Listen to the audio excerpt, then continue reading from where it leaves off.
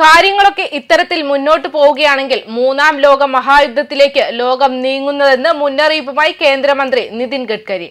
പല നേതാക്കളും ഇങ്ങനൊരു മുന്നറിയിപ്പ് നൽകിയിട്ടുണ്ട്. അതുകൊണ്ട് തന്നെ രാജ്യങ്ങൾ അവരുടെ പ്രതിരോധ രംഗങ്ങളിൽ കൂടുതൽ കരുത്താർജിച്ചെടുക്കുകയാണ്.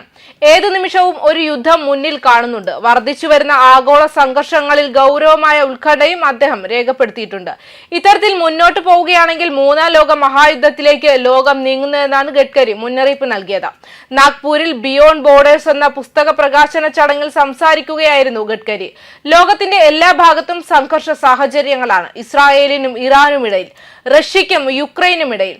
ഈ യുദ്ധങ്ങളുടെ പശ്ചാത്തലത്തിൽ ഒരു മൂന്നാം ലോക യുദ്ധത്തിന് സാധ്യതയുണ്ടെന്നാണ് സ്ഥിതി.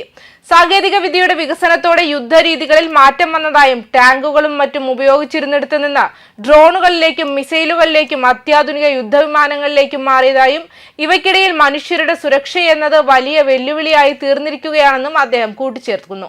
അന്താരാഷ്ട്ര വിഷയങ്ങൾ പതിയെ വിനാശത്തിലേക്ക് നീങ്ങുന്നതായി തോന്നുന്നതായും ഗഡ്കരി കൂട്ടിച്ചേർത്തിട്ടുണ്ട്.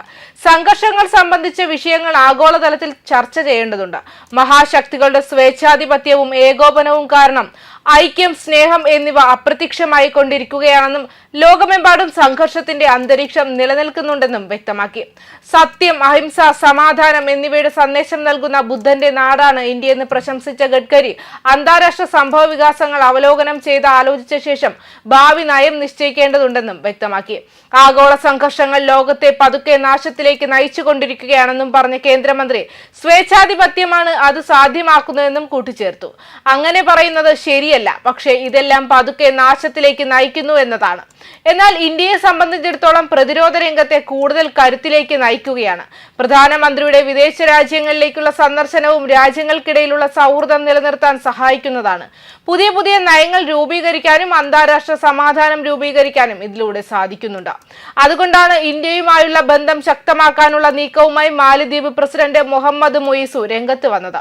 ജൂലൈ 26 നടക്കുന്ന മാലദ്വീപ് സ്വാതന്ത്ര്യ ദിനാഘോഷത്തിൽ മുഖ്യാതിഥിയായി പങ്കെടുക്കാൻ പ്രധാനമന്ത്രി നരേന്ദ്രമോദിയെ ക്ഷണിച്ചിരിക്കുകയാണ് മുഹമ്മദ്.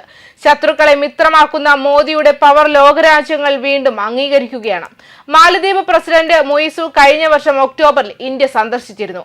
ഇന്ത്യയെ ദ്വീപ് രാഷ്ട്രത്തിൽ നിന്നും പുറത്താക്കുമെന്ന തിരഞ്ഞെടുപ്പ് പ്രചാരണത്തെ തുടർന്ന് അധികാരത്തിലെത്തിയതിനു ശേഷം അദ്ദേഹം നടത്തിയ ആദ്യ ഉഭയകക്ഷി ഇന്ത്യ സന്ദർശനമായിരുന്നു അത്. മുയിസുവിന്റെ സന്ദർശന വേളയിൽ ഉഭയകക്ഷി ബന്ധത്തെ സമഗ്ര സാമ്പത്തിക, സമുദ്ര സുരക്ഷാ പങ്കാളിത്തമാക്കി മാറ്റാൻ ഇന്ത്യയും മാലദ്വീപും സമ്മതിച്ചു.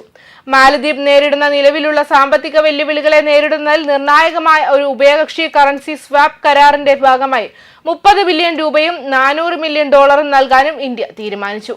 ഇന്ത്യയുമായുള്ള ബന്ധം പുനഃസ്ഥാപിക്കാനുള്ള ശ്രമമായാണ് മുയിസുവിന്റെ ഇന്ത്യ സന്ദർശനത്തെ കണ്ടത്.